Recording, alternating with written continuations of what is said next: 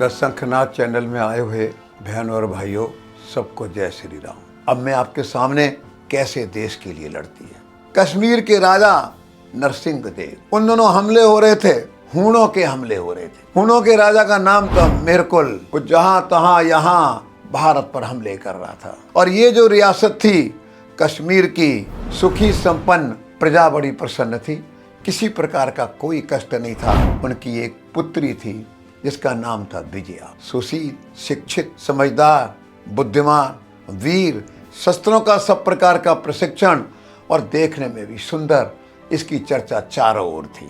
जब मेहरकुल इस राज्य पर हमला करता है, विजया की सुंदरता और गुणों की गूंज इसके कान तक पहुंचती। ये राजा के पास संदेश भेजता है, देखो हमारी सेना तुम्हारे बिल्कुल बॉर्डर पर खड़ी हुई है। अगर तुमने हमारी शर्त नहीं मानी, शर्त क्या है? अपनी बेटी विजया का शादी हमारे साथ कर दो। हम तुम्हारे राज पर हमला नहीं करेंगे, हम विजया को लेकर के वापस चले जाएंगे। जब ये संदेश राजा साहब के पास पहुंचना है, मंत्रिमंडल की बैठक होती है और वो अपनी रानी के साथ, महारानी के साथ भी बातचीत करते हैं, पर किसी निश्चय पर नहीं पहुंच पाते। एक तरफ बेटी विजया को राक्षसों के, विधर्मियों के हवाले करना है और दूसरी तरफ पूरी प्रजा, इन सबको बचाना है। ये जो बेटी थी विजया राजकुमारी, सब देख रही थी, सुन रही थी, चिंतन मनन कर रही थी, गंभीर थी और मन ही मन कुछ निर्णय कर रही थी। एक दिन रात को सैनिक वेश में और मेहरकुल के शिविर में अकेली पहुंच गई। रक्षक खड़े थे, कौन हो तुम?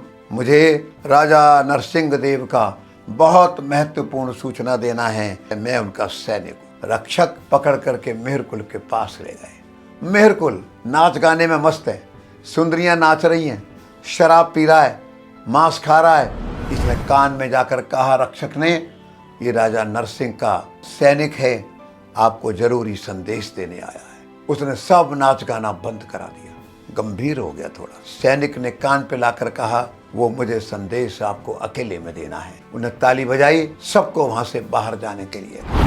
और इसने क्या किया? इसने जो ऊपर पगड़ी बांधी हुई थी, पगड़ी को खोल दिया, बाल बिखर गए। ध्यान में आ गया ये लड़का नहीं लड़की है। उन्होंने कहा, मुझे राजा नरसिंह ने भेजा है, मैं ही विजया हूँ जिसको तुम पाना चाहते हो। खुश हो गया, इतनी सुंदर राजकुमारी मेरे पास आ गई है। 3 दिन राजकुमारी वहां पर रही।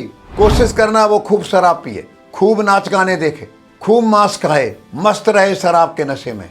उसके साथ जो अंगरक्षक हैं वो भी ऐसे ही रहे। इस 3 दिन में इसने मेहरकुल का तो ध्यान रखा ही, पर एक काम इसने और किया। उसकी सारी खुफिया जानकारी, सेना कितनी है, प्लानिंग क्या है, कैसे कैसे हथियार हैं, योजना क्या है, मानचित्र मैप क्या है, सारी जानकारी इकट्ठी करके 3 दिन के बाद अपने महलों में वापस आ। अब महलों में चिंता थी, राजकुमारी कहाँ गई, लेकिन कर क्या सकते थे। जब देखा राजकुमारी वापस आ गई है, सब खुश हो गए, पर चेहरे पर इतनी गंभीरता थी कि कोई पूछने की हिम्मत नहीं कर पाया, तुम कहाँ गई थी। और इसने पिता को कहा, आप सेना की कमान हमारे हाथ में दे दीजिए। पिता ने पूछा नहीं कुछ भी, वो अपनी बेटी के स्वभाव को जानता था। सेना की कमान संभाली, सेनाओं को व्यवस्थित किया, हथियार, गोला बारूद, जो भी कुछ था उस सब की ओर ध्यान दिया और एक जगह इकट्ठा करके सबको मोटिवेट किया। भाइयों, वो आए मेरे साथ जो मरने को तैयार है। आज अपनी मातृभूमि खतरे में है, अपनी माताओं बहनों की इज्जत खतरे में है। मेरे साथ वो चले हूणों के शिविर पर हमला बोलने के लिए जिसको अपने प्राणों से प्यार ना हो। इन्होंने रात में एकदम हमला बोल करके जो मारकाट मचाई, वो हैरान रह गए ये क्या हो रहा है। और उसके बाद मेहरकुल को गिरफ्तार करके लाया गया। राज दरबार लगा। अगले दिन उसको मौत की सजा दी गई। उसको कोल्हू में पेल करके उसका जीवन इस प्रकार से समाप्त किया गया। सबने मिलकर योजना बनाई, हमारी राजकुमारी ने इतना बढ़िया काम किया है, हम इस खुशी में विजय उत्सव मनाएंगे और रानी का सम्मान करेंगे। वो जो तिथि आने वाली थी विजय उत्सव और सम्मान की, राजकुमारी बहुत गंभीर थी। एक पत्र लिखा, अपने कमरे में छोड़ा और चली गई। लोगों ने राजकुमारी को ढूंढा, नहीं मिला। उन्होंने पत्र पढ़ा, मैं अपने माता पिता को प्रणाम करती हूँ, अपने सारे मंत्रिमंडल और अपनी सेना, अपनी प्रजा, सबको प्रणाम करती हूँ और आपसे क्षमा मांगती हूँ।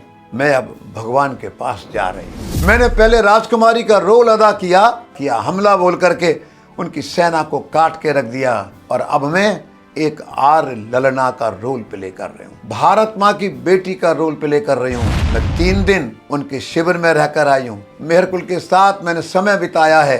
देश धर्म की रक्षा के लिए क्षमा चाहूंगी जो मैंने किया, पर अब मेरा शरीर पवित्र नहीं है, इसलिए आप लोगों से विदा ले रही हूँ। मुझे याद मत करना, मुझे भूल जाना। और पत्र पढ़ा, देखा, महल के पीछे एक सरोवर था, उसके अंदर राजकुमारी की लाश पड़ी हुई। हमारे देश पर शकों के हूणों के हमले हुए, कितने अत्याचार झेले, आपको इतिहास नहीं पढ़ाया जाता, हमको इतिहास नहीं पढ़ाया जाता। मैंने तो हूणों के हमले की एक घटना आपको सुनाई है।